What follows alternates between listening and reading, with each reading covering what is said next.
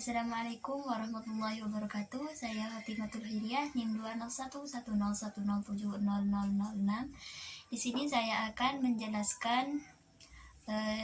menjelaskan materi tentang kajian filosofis hadis-hadis kependidikan Islam dengan benar.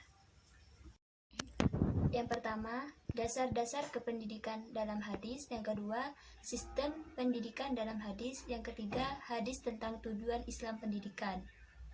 Pertama, dasar-dasar pendidikan dalam hadis. Dalam harsana hadis ditemukan sejumlah besar hadis yang mengandung informasi tentang dasar-dasar pendidikan Islam. Hadis-hadis ini mencakup spektrum tema yang sangat luas dan tidak jarang membutuhkan pemahaman yang khusus sebelum dapat dilihat relevansinya terhadap persoalan pendidikan.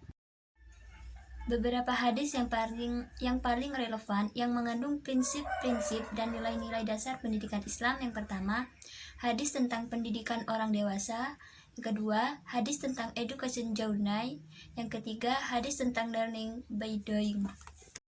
Yang pertama, hadis tentang pendidikan orang dewasa. Hadis ini menjelaskan bahwa Allah Subhanahu wa Ta'ala tidak mencabut ilmu dengan cara mencabutnya dari setiap hamba-hambanya, akan tetapi Dia mencabutnya dengan cara mewafatkan para alim ulama sampai tidak ada lagi orang alim.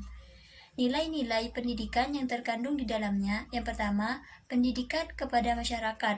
Secara hakikatnya, ilmu akan ditarik dari peredaran Allah Subhanahu wa Ta'ala, Tuhan sumber segala ilmu.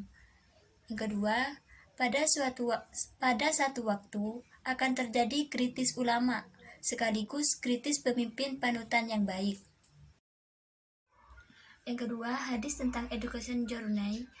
Hadis ini menjanjikan kepada siapa yang menempuh satu cara atau menjalani satu jalan dengan tujuan untuk menuntut ilmu, maka Allah Subhanahu wa Ta'ala akan memberi kepadanya kemudahan untuk masuk surga. Nilai pendidikan yang terkandung di dalamnya adalah bahwa Islam menganjurkan agar para penuntut ilmu melakukan perjalanan ke berbagai negeri di mana sumber ilmu terdapat.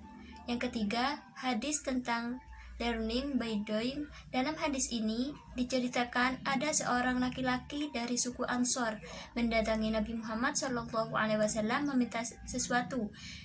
Lalu Nabi bertanya, "Apakah masih ada sesuatu yang kau miliki?" Lalu dia menjawab, "Iya, ada sepotong pelana. Sebagian kami pakai dengan sebagian kami benteng untuk alas duduk dan satu mangkuk yang kami pakai untuk minum." Nabi menyuruh untuk membawanya kepada Nabi. Lalu ia membawanya. Nilai-nilai pendidikan yang terkandung di dalamnya. Yang pertama, pendidikan keterampilan dan sikap kemandirian. Yang kedua, Islam melarang umatnya meminta-minta kecuali dalam keadaan darurat, akan tetapi lebih baik bekerja dengan tangannya sendiri.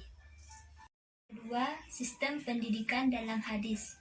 Sistem pendidikan Islam yang dilaksanakan oleh Rasulullah SAW bersifat fleksibel dan universal, sesuai dengan potensi yang dimiliki anak didik, kebiasaan adat istiadat masyarakat, serta kondisi alam di mana proses pendidikan tersebut berlangsung dengan meliputi oleh pilar-pilar akidah Islamiyah. Yang pertama, tujuan sebagai faktor pendidikan Islam. Yang kedua, anak didik sebagai faktor pendidikan Islam. Yang ketiga, kurikulum sebagai faktor pendidikan Islam. Yang keempat, metode sebagai faktor pendidikan Islam. Dan yang terakhir, prasarana sebagai faktor pendidikan Islam. Yang ketiga, hadis-hadis tentang tujuan pendidikan Islam. Pendidikan merupakan kebutuhan manusia, kebutuhan yang tidak dapat diganti dengan yang lain.